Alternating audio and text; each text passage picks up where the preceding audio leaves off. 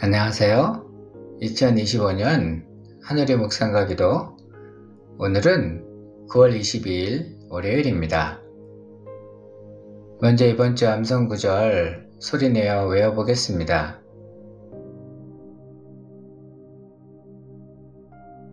너희도 우리를 위하여 간구함으로 도우라.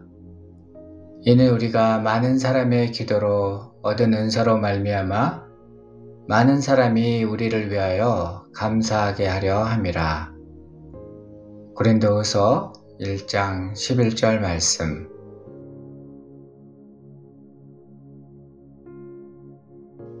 계속해서 오늘의 묵상 말씀 고린도후서 1장 1절로 2절까지 저와 함께 정독하겠습니다. 하나님의 뜻으로 말미암아 그리스도 예수의 사도된 바울과 형제 디모데는 고린도에 있는 하나님의 교회와 또 온 아가야에 있는 모든 성도에게 하나님 우리 아버지와 주 예수 그리스도로부터 은혜와 평강이 있기를 원하노라. 아멘.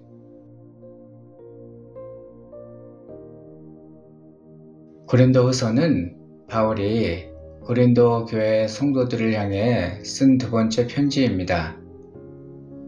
고린도 교회는 다양한 은사를 가진 교회였지만 동시에 분열과 갈등, 외부의 잘못된 가르침으로 인해 혼란을 겪고 있었습니다.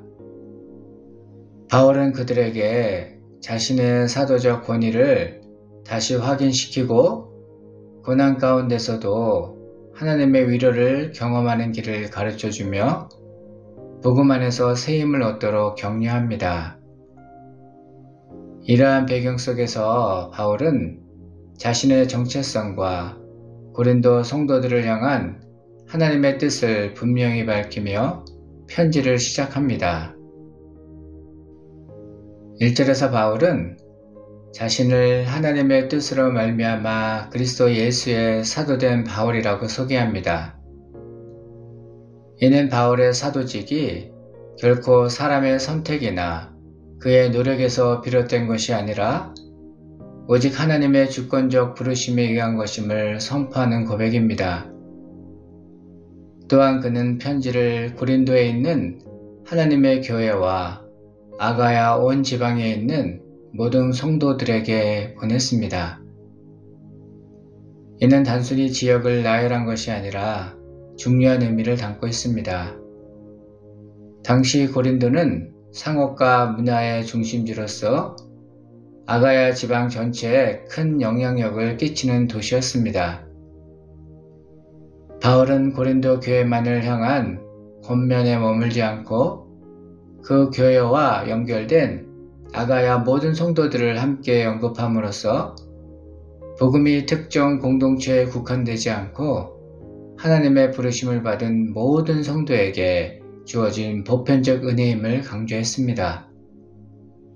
또한 이는 고린도 교회 안의 분열과 혼란을 넘어 아가야 지방의 모든 교회가 하나님 안에서 연합된 한 몸임을 상기시키려는 목적이었습니다.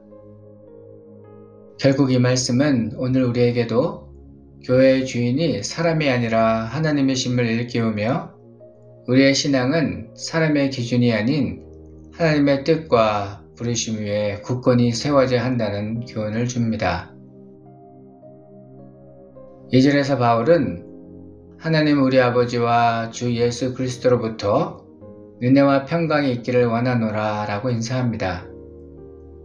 이는 단순한 형식적 인사가 아니라 교회 공동체에 꼭 필요한 복음의 핵심을 담은 축복입니다.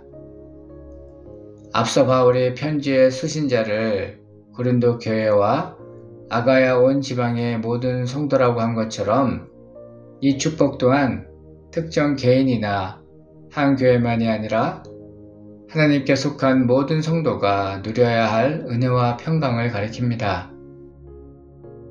은혜는 값없이 주시는 하나님의 사랑과 구원의 선물이며 평강은 하나님과 화목한 자에게 주어지는 내적 안식과 삶의 조화입니다.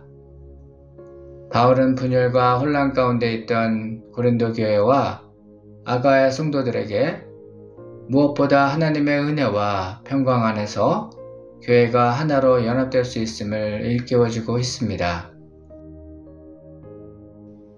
바울의 인사는 오늘날 우리에게도 동일한 메시지를 전합니다.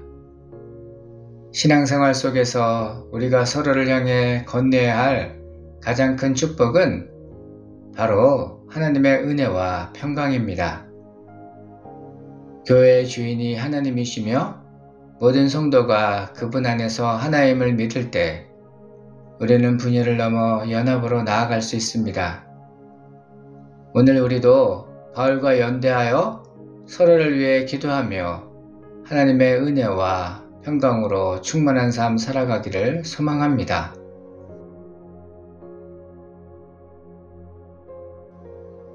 말씀을 묵상하는 시간입니다. 오늘 본문 말씀은 여러분의 삶에 어떤 의미가 있습니까? 이 말씀을 어떻게 적용할 수 있을까요? 잠시 묵상하며 하나님의 음성에 귀 기울이는 시간 되기 바랍니다.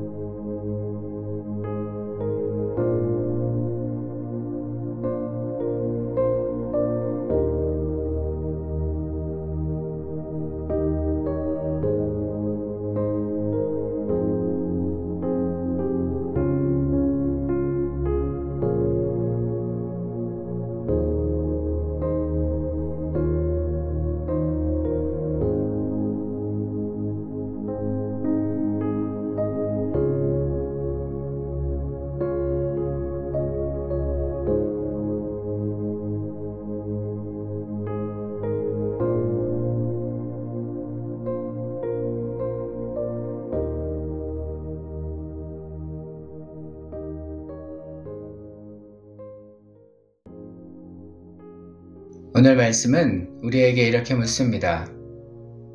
내가 추구하는 것이 세상적인 성공과 안정인가? 아니면 주님과의 교제 가운데 누리는 하나님의 은혜와 평강인가?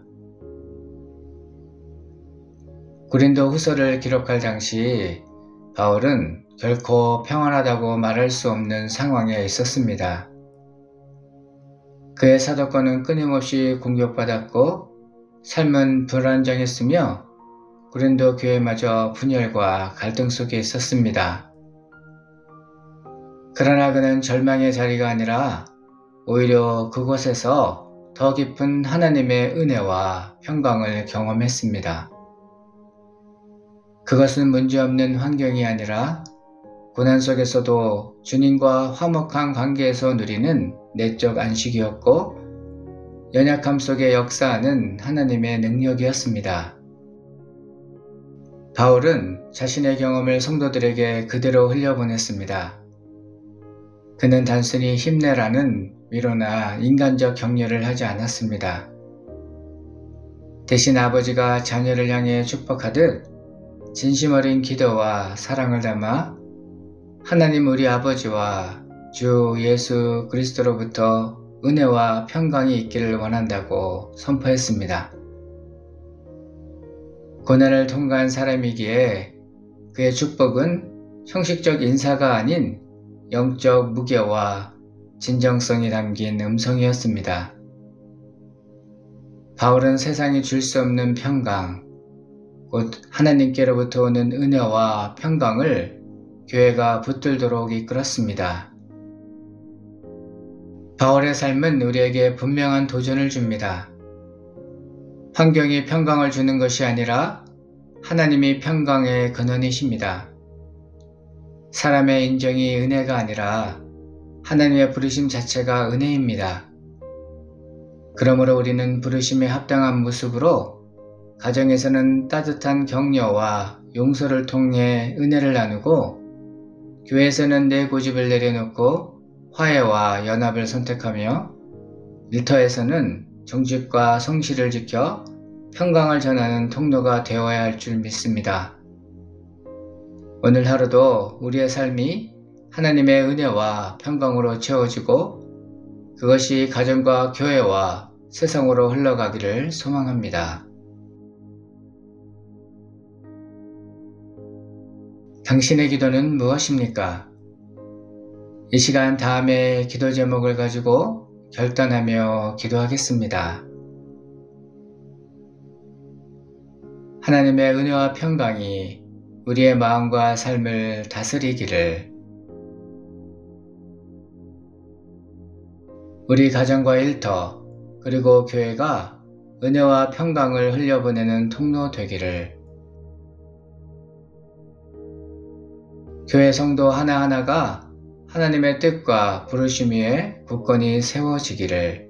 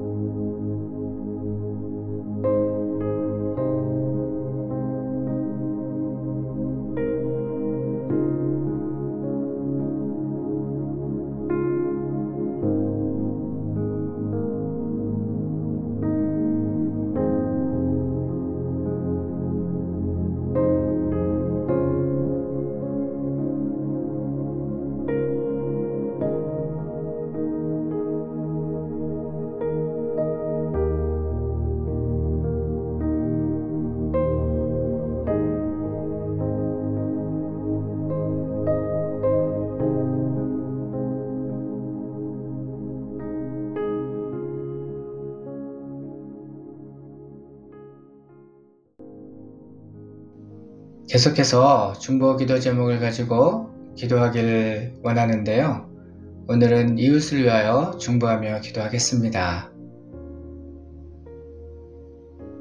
육체적 질병과 마음의 질병으로 고통받고 있는 이들을 치유하여 주시기를,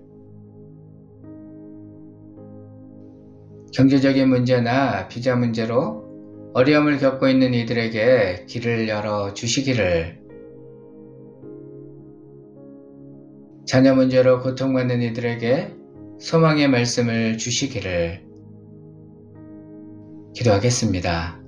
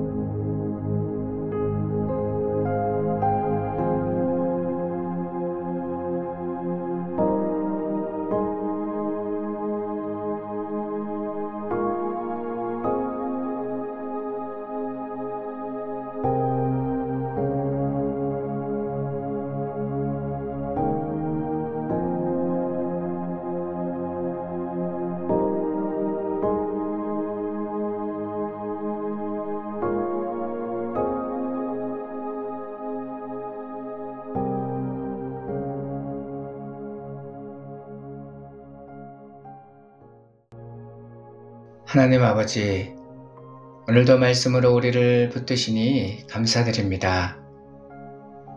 우리의 삶이 주님의 뜻 위에 굳건히 서게 하시고 주 안에서 하나 되어 은혜와 평강을 누리게 하옵소서. 또한 바라기는 오늘 만나는 사람들에게 하나님의 사랑을 흘려보내는 복의 통로 되기 원하오며 예수님의 이름으로 기도합니다. 아멘.